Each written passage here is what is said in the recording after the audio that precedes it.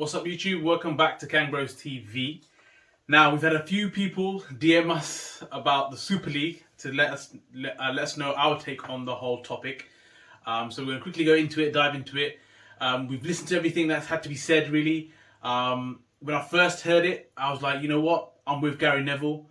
I'm with Kara. I'm with all these people that are saying that this is a farce, this is a disgrace. And then the more I've deeped it,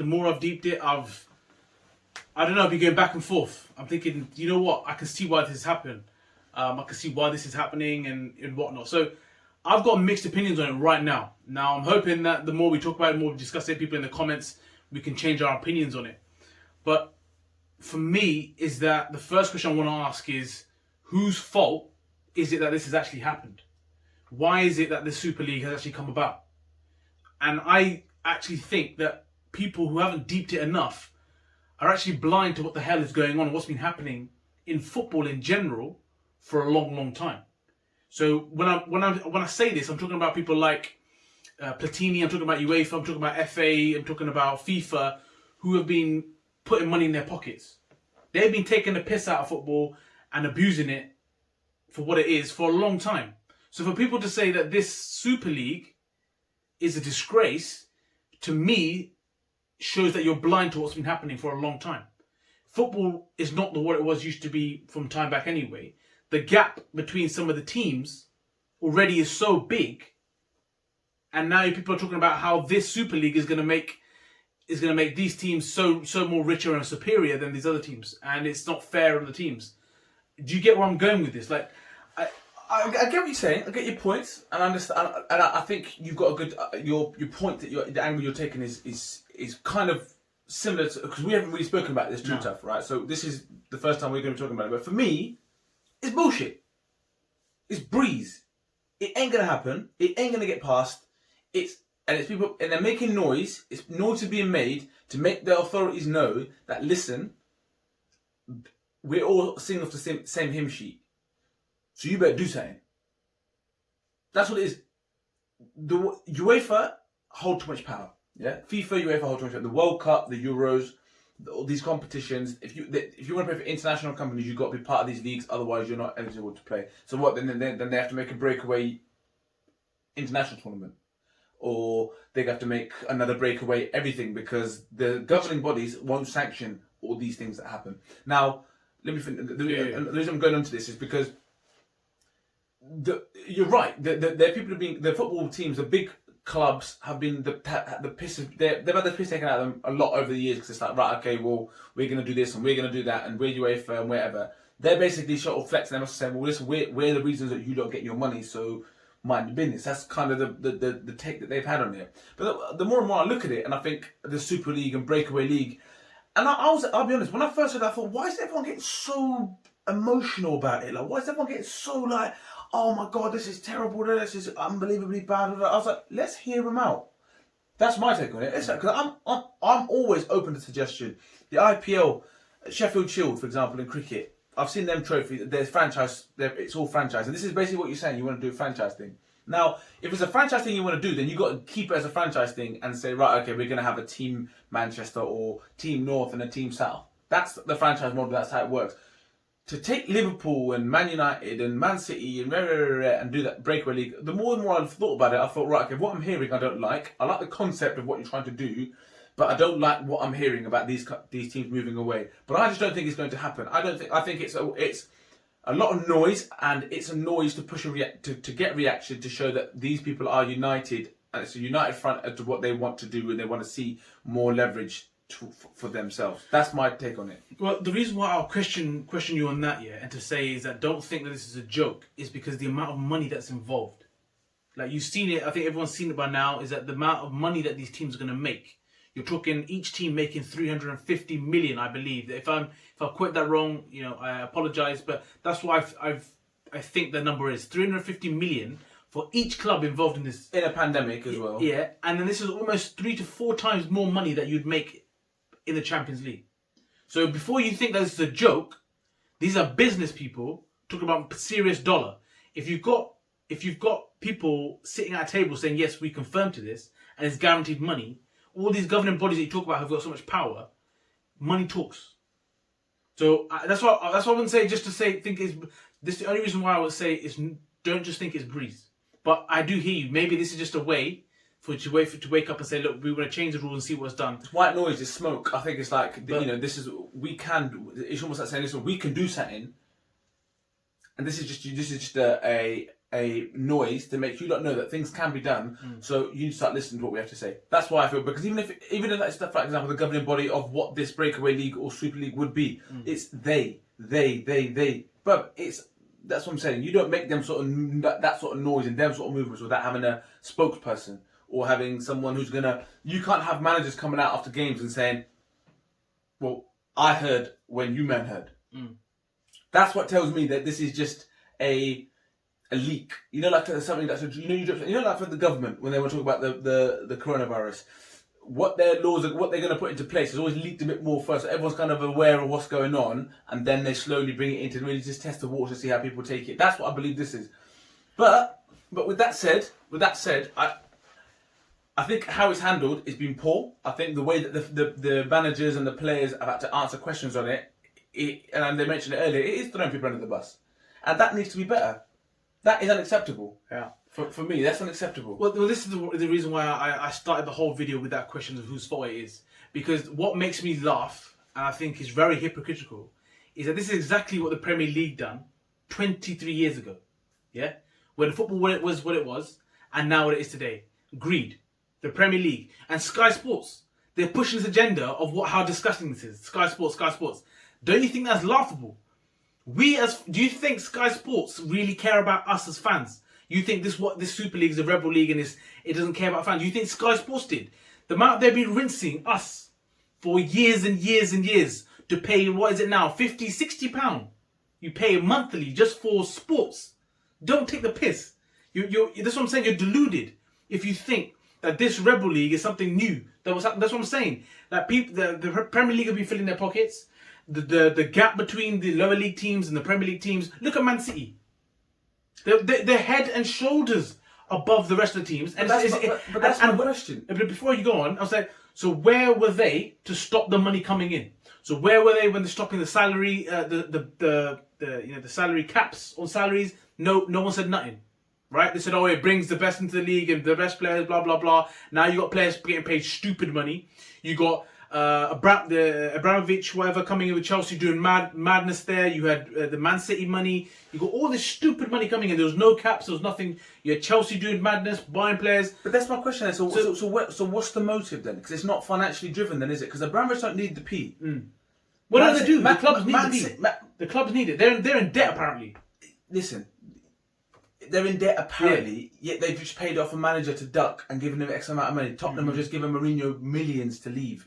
Listen, they know what they're doing on the financial. So I don't think Man City don't need no one's money. Man City don't need. That's fact. This is true. Man City don't need your money. Man City have built a club. All Man City fans talk about history and all this sort of. Listen, I don't disagree with the fact that there's history, that you existed. Man City have existed. Yeah, Chelsea have existed. So yes, you have history because people went to watch you play years and years ago because you've existed. But this new money has put you man on the map. This movement and this rebel league or whatever you want to talk about it is not to please the fans here. It's nothing to do with the fans out here. It's to do with the fans abroad. The China, the Asia markets, the Indian markets, the Middle East. That's where this rebel league is to appeal to those masses because they want to see these games every week. We don't. As English fans, we want to see Liverpool or Man United or whatever these teams go and play other teams in the country. They want to see the chance that, like we've seen, West Ham, they could go to the Champions League and they fucking deserve it because the way that those fans have gone at them owners and whatever, all of a sudden they're gone quiet. But I like the idea that they can do that because they deserve to be there. It's a merit thing. Arsenal, Tottenham was the one that got me. It baffles me. My mind boggles. It boggles. Why should Tottenham have some sort of divine right to be in the Champions League? Why should Arsenal have a divine right to be in the Champions League and not be one of the... When were they last competitive in that competition? You know what it is, yeah. The Tottenham one that gets me the most. Like Arsenal, they were in the Champions League for a long, long time. When, you know, the Wenger days when we were growing up, they were in the Champions League consistently. Okay, so they've got some form of history in the Champions League. But Spurs have been in the final but sooner than what Arsenal have. And I hear that, but Spurs and then jack shit because they've had one season. But I don't understand how they even get in there. So, but what? I mean, I would want to know what's the criteria? Yeah, what was the criteria? But when you also drew this up. But also, I would love to hear from fans such as West Ham fans, Everton fans. How do you actually feel about the scenario? Because you're not involved in this list, but then also you can be a part of being like, I don't know, you can be carry on playing the champ. You can now be being in the Champions League. You could win the Champions League because then the How do you Champions feel League. about it? So that's what I'm saying. It's an opportunity for somebody here, but it's going to be. Like I said, I can't see this. I can't see it happening. I can't see this. This is going to happen. The other thing is prime example of why they're talking about breakaway leagues, because no team that is regularly in the Champions League wants to see this new format of Champions League that the UEFA have introduced. Have you realised that? All of a sudden, that was talked about last week, and all of a sudden they're talking about this week. That format, nobody wants to see that. Nobody wants to see 15 games of fucking group stage games. But this is UEFA maximising their money. That's why I believe this movement is almost saying, right, okay, well, you don't want to do this. All right, well, here's our news then. We're going to dip. Because what you're proposing is not realistic for us as clubs and stuff like that. So there is more to it. And that's why I believe it is more of a smokescreen to say, right, okay, well, all right, if you're going to throw something, we can do this too. Because the likes of Liverpool, Real Madrid, Man United, Man City, they don't want to be playing against, I don't know, let me say Bruges 3-4 times or whatever, because there's no need. What, they've got enough to prove to nobody. Do you know what I'm saying? So I can see why that there's a frustration, but I don't think this is the right way. Again, I'll go back to the point. I don't think it is always money driven, because Man City don't need your money. PSG don't need your money. Yeah, but as I said, what I've been reading and hearing is that all these people have got different agendas. Like apparently, the teams that did push it were Liverpool, Man United, Arsenal, and then Man City apparently saying, look, if these men are doing it, we got to be involved in it. It wasn't like you said, it wasn't a money thing. It was, if these men are moving this way, we have to be a part of that. And then you got PSG, they're not involved in it because they are apparently linked up with UEFA and the broadcasting and all that side of things. So they got their own agenda. And then, for me, the other one I wanted to bring up was this whole talk about Bayern Munich and Dortmund. Everyone suddenly, licking their asses, saying that the way that the teams are doing it is the way it should be done. So 51% is owned by the fans, and the rest is owned by other people. So you cannot be a part of the Super League because the fans have the greatest say. Okay, but if you look at the state of the German league, so the people's agenda, the thing they want to push is about how this gap between the small and the big. Right? Oh, we love the fact that the small team can beat the big team. Blah, blah, blah, blah. Bayern Munich have been dominating that league for years upon years upon years. So that narrative is finished. It doesn't work. That's what I'm saying. Like, so people are trying to say, oh yeah, this is for the fans, and this is the true love of the game, blah blah blah. Bayern Munich have been dominating that league for years and years and years and years. PSG are going to do the same thing in France for years and years and years. So don't come to me. Yeah, that's what I'm saying. Don't come to me with the bullshit. The interview Carragher gave last week about Mbappe and that, well, who cares about the French league because no one cares who they play against. But then all of a sudden they're not joining that. They're brilliant, fucking fair play. Well done. Yeah, do you know what I mean? Well done, you. So no, I hear that. So different narratives. The thing is, the only thing that if you look at the consistency in what you're seeing is that Man United Glazers, Americans, Liverpool FSG Americans, Kroenke and them Americans. They run these football clubs as businesses, and their business, and they want to maximise their business. Arsenal were willing to throw Ozil under the bus about his comments about how the Muslims, there was the Muslims that are being treated in China. They said, you know what, you can't say stuff like that. That's going to impact the business, the brand. They cast him away. Do you know what I mean? So there's something deeper lying here. They see something, there's a market, that market needs to be tapped into. There's a lot of money that comes out of it, so this is going to adhere to that. As I say, there's a lot of different agendas and narratives that are spinning, a lot of the plates that are spinning. Liverpool, Man United and Arsenal, and I think one of the pundits mentioned this before, they're the flag bearers as far as I'm concerned for the Premier League. Yeah, Man City, new money. Chelsea, new money. Do you? You know what I mean? I'd love it if Liverpool had got that money, but they don't. Right? But Man United, is organic. Liverpool, organic. Arsenal, organic. Big clubs, and to see them want to, drive in this motive is not great. It isn't great. It doesn't stand up well. Yeah. And I also hate the fact that Klopp is being now questioned about it as if it's his decision. It's like, what the hell is he supposed to tell you when he just found out yesterday himself? No, I hear you, but what I'm saying is the way that people are pushing this like it's a disgrace, just so like a blanket thing. Are you telling me that these clubs sat down together and they're just a bunch of idiots? Is that what you're telling me? Because I don't believe it. You're telling me that these people sat down together and they're just all dumb and they haven't thought about it. So we're not. That's what I'm saying. The people are not really talking about what benefits it can provide. Say it frees up the whole the accessibility to the game. Like I said, it's very much being driven by Sky Sports, the whole Champions League thing. Then it got pushed out to BT Sport because of that. There's certain things, to spread the thing. So monopolies and all that sort of stuff. So like what I'm saying is these people have sat down. It's not. Yes, there's big money involved. But people are saying, "Oh, it's greed," and that's it. There's a blanket cover. Not going into too much detail of what other avenues it can open up. There's talks about 5 more teams could be added in. Based upon how well they do in the league. So if West Ham, they get 350 million, you telling me they're going to reject that? No. We already saw interviews about Celtic and Rangers. They're already licking their lips. They're like, okay, is there a possibility that we can get involved? Do you know what I mean? So I'm just saying this whole agenda that especially Sky Sports, and obviously you're going to hear it on podcasts and stuff like this and channels from like ours that you're going to hear stuff like this because they're not going to talk about that. Like Sky Sports, like I said, have been doing it for years and years and years. But I think Sky Sports, like you said, and back to the point, is that yes, Sky Sports have been doing it for years and years and years, but now they don't like it. It's not necessarily they don't like it, but they've also talked about what what they gave back from it. All the teams that are now on televised, the championship, the levels of the pay increases, the gender gap that now have been closed. So they've pushed that narrative of look at the benefits that it has done. And I get that.